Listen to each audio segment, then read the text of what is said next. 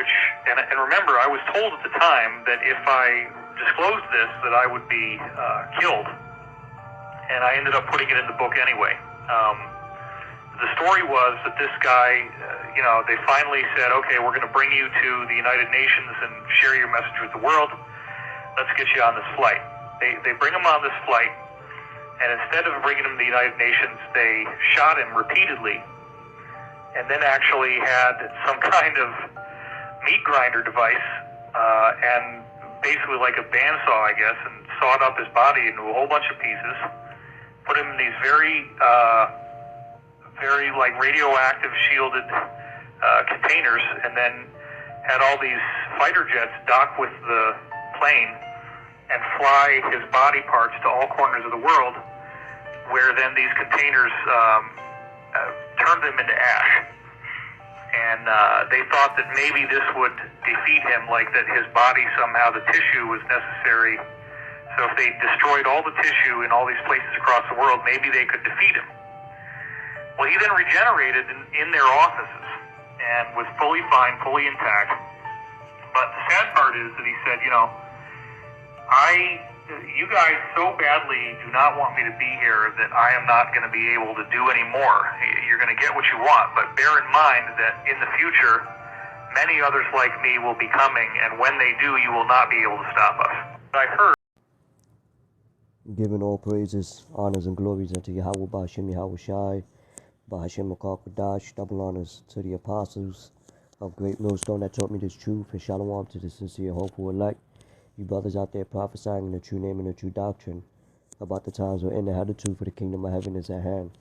This is Kodash Payah, and as you heard from the audio that I played in the beginning of the video of the author that wrote the book 178 Worlds Under the Dome, I believe it's called. The author is Claudio Nicolai, if I'm not mistaken. But it was an event that was taking place, and apostles had brought this out. I believe the man was found in Africa, if I'm not mistaken. They believed that he was an angel, and he could have well been, but he said the United Nations had taken him and shot him up, put him in meat grinders and separated parts of his bodies in different regions of the earth. And he came back together in the United Nations and told them, many more like me is coming. And, hey man, it just goes to show you that even when you read in the scriptures about what our forefathers did, or the miraculous events that they have done. I mean, just Elijah, Moses, Yahushai, the 12 apostles, disciples that came apostles with the miracles, right? I mean, so on and so forth. King David, right? And his mighty men. You see, these are our forefathers. These things, these events are history. So, like Yahushai stated in this, right here, matter of fact, let's get it. Actually, John, first, the book of St. John, chapter 14, verse 11. It says, believe me that I am in the Father and the Father in me, or else believe me for the very work's sake, right? And we know that, even when they persecuted Yahushai, he resurrected on the third day, and we're heading to that third day. If you understand the timing of the Lord, a day to us is 1,000 years to the Lord. Yahushua was on the scene about 2,000 plus years ago, and he's coming back. The King of Kings is about to arrive back on the earth, man, and he's coming to bring vengeance with the holy angels and the men of the Lord will follow after him, right? Which are prophesying out in the world right now. The prophets, you know, of Israel that preach in the true name Yahweh, who the world calls God, meaning He is in the Hebrew tongue, and His only begotten Son Yahweh Shai, who the world calls Jesus Christ, which His real name is Yahweh Shai. He is the deliverer, and He's coming back to deliver the small remnant, the lost sheep of the house of Israel. Israel meaning the 12 tribes, the so-called Negroes, Latinos, and Native Seminole Indians, which are the biblical Israelites, but the elect, a remnant, 1/3, right, will be delivered out of everything that's about to go down, and it said, believe me for the the work's sake. Verily, verily, meaning truly, I say unto you, he that believeth on me, the works that I do, shall he do also, and greater works than these shall he do, because I go unto my Father.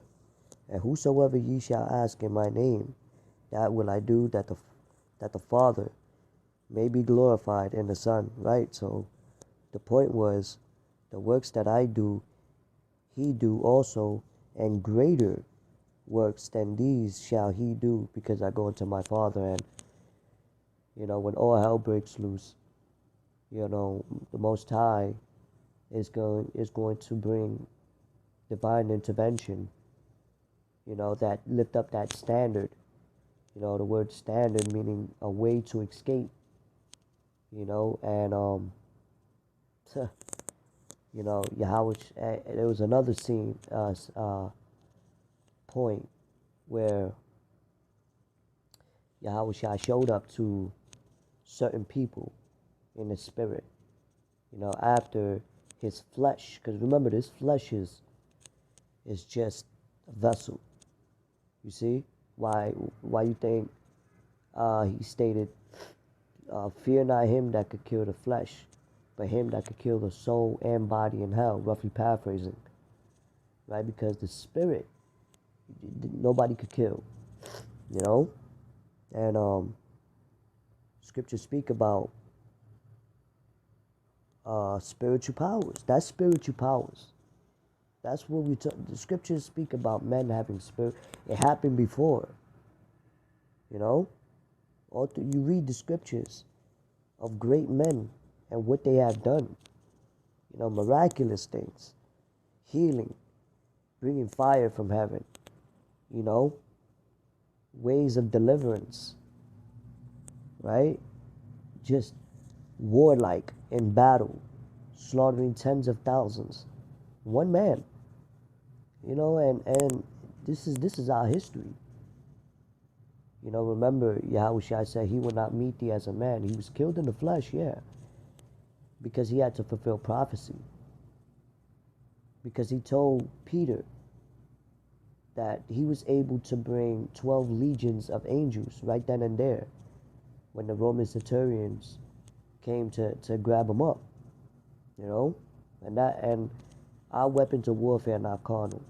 We're waiting for the Lord. The Lord said, wait upon me, and it says, what, we are fishers of men, but fishers will soon turn to hunters.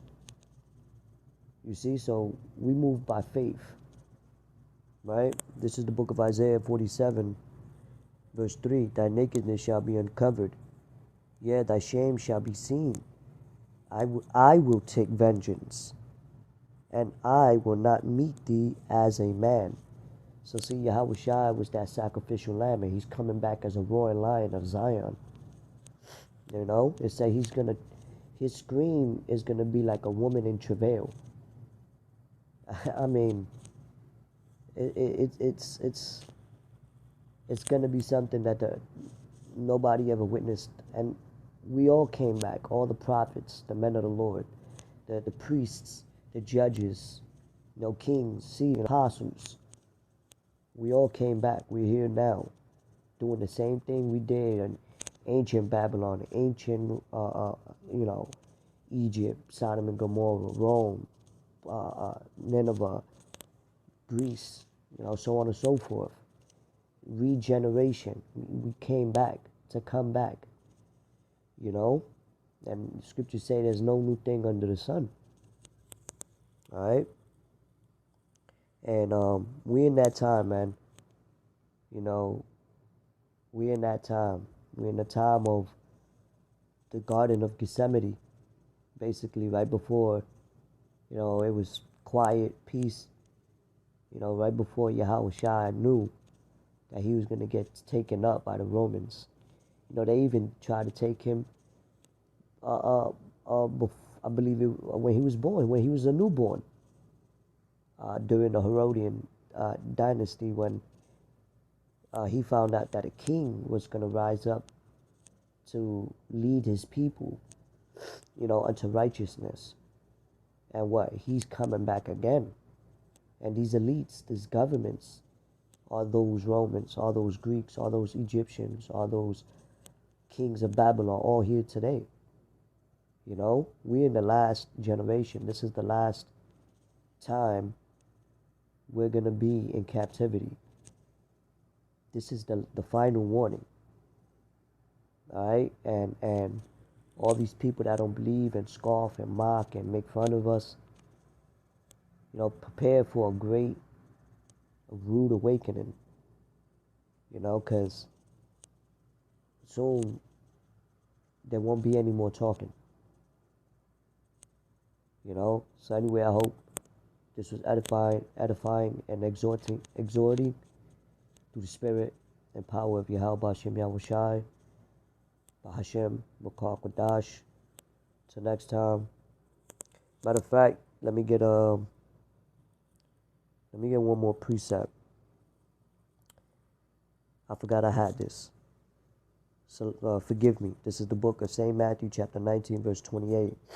And it reads, it says, And Yahushua said unto them, Verily I say unto you, meaning truly, that ye which follow me, Salakia,